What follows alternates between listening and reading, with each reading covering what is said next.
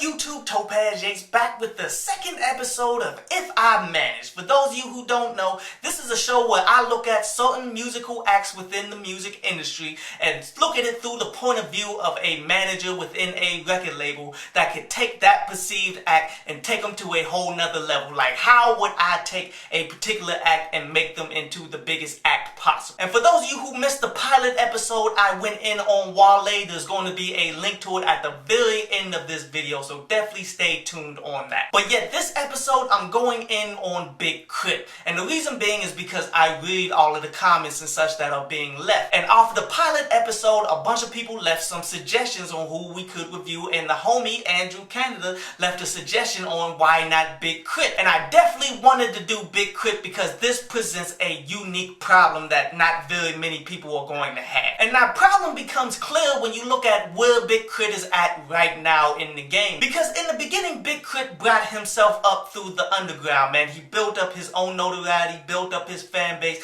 got to the point that he was able to sign a deal with Def Jam. And then Def Jam did what Def Jam does, man. They do not throw any money towards the acts as such, man. They honestly just put their name on top of it and then try to take their money off top. And if it happens to be successful enough, they'll go ahead and start throwing money behind them later on. But yet first you kind of got to prove yourself in the eyes of Def Jam in order to get a budget like that. Now the great thing about that for Def Jam is you don't have to invest money into particular acts, and then if they prove themselves, then you know exactly how much money to invest and how much money you can expect to get out of it from them. You honestly are limiting your costs, and that's a smart thing in that direction. But yet the negatives is when it doesn't work out, you ultimately ruin that act, and not only for that individual act's career, but yet for any other record label that may try to sign that particular act and do anything different with them. Because here's the thing, man, you have to be a stupid act in order to sign a record deal after you just got out of a record deal that really did nothing for you, without making particular demands that you really wanted out of the first record deal that you got. But yet with Big K.R.I.T not being as successful as he needed to be with the deal that he had, it's going to be very difficult for him to argue to get any of these benefits that he wanted to begin with, therefore making this situation 10 times more difficult than what it ever needed to be, man. And this is why I'm not expecting Big K.R.I.T to sign a record deal anytime soon, to keep it 100, because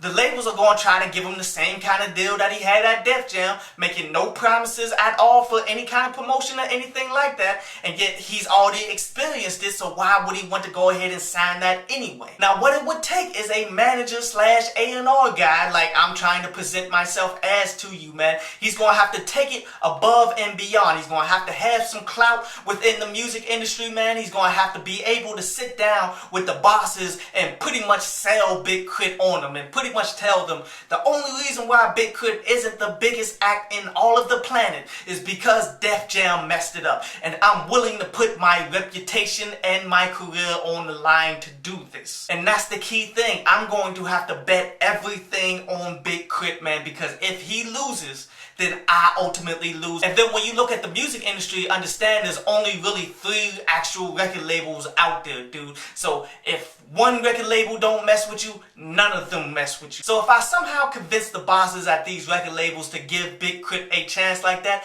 and he loses, I'm going back underground with him. To be quite honest with you, I don't believe anybody in the music industry has the types of balls to go ahead and try to pull this kind of risk. And that's why I believe they're just all going to sit up and wait for Big K.R.I.T to fail. Like ultimately, if he fails and have to come back to them, he'll sign a deal that he had to begin with and such, man, and they can continue to take their money just off top without investing much. But my thing is, Big K.R.I.T is too smart for that. As long as he's making more money than he's spending, he's gonna be okay, man. And as long as he can go out on tour and go ahead and get features and all of that and actually do production for acts, I don't see him coming back to the music industry unless they come with a deal like the one that I would try to convince a record label to give him. And what is this type of deal? This type of deal happens to be the same one that they gave to Macklemore. And I know a lot of people out there want to believe that Macklemore is straight up independent and all that, man. He's not. He got a music distribution deal through Warner Music, and this is why whenever he drops a particular song, all of his songs get played on the radio and such, man, because his distribution deal comes with promotion. They must promote every single song that he releases, and that's honestly why you don't see that many songs that they release individually. Now, another key issue in same difficulty that I would come across by trying to do this is they quite honestly don't give these deals out to black acts. Like, they'll give that to a Macklemore, they'll give that to a Mac Miller, they'll give that to an Eminem.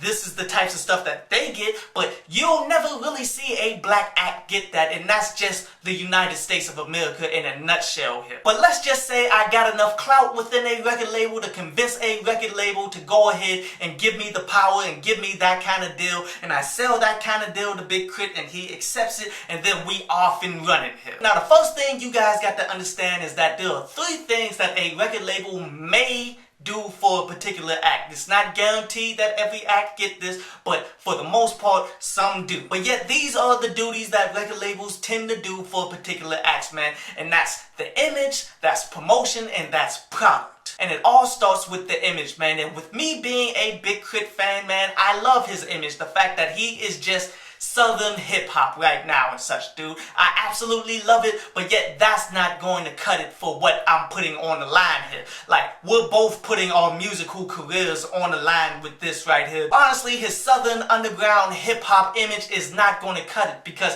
if it was cutting it, he would still be signed to Def Jam and such, man. We need to get into the millions of plays and millions of downloads, the millions of sales and stuff in order to justify all of the risks that we are taking here. But yet, I don't want to go too far away from his standard fan base that he has consistently had right now and such, man. I want to build upon that and actually make him bigger because of that. So what I propose is, instead of being Southern hip-hop, man, I'm saying you become the South.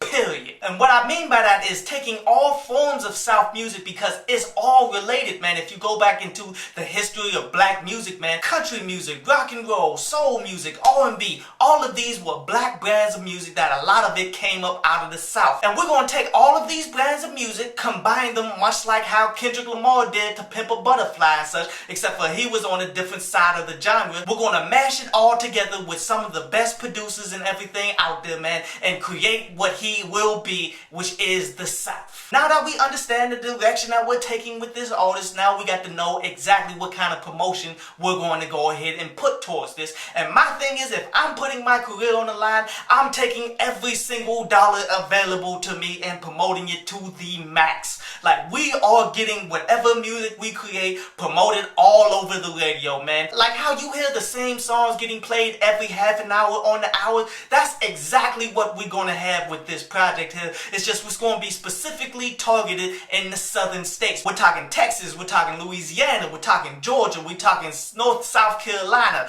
we're talking all of the absolute South. Because as I said before, we're going all in on this one, man. There's no need in going ahead to cut any corners, man. We're going to spend every single dollar that we have available to us, and we're going to constantly promote this until it catches. And this brings us to the product that we're going to make here. And as I said, he's going to be the South. So we have to get Southern producers, but yet this isn't going to be just Southern hip hop here.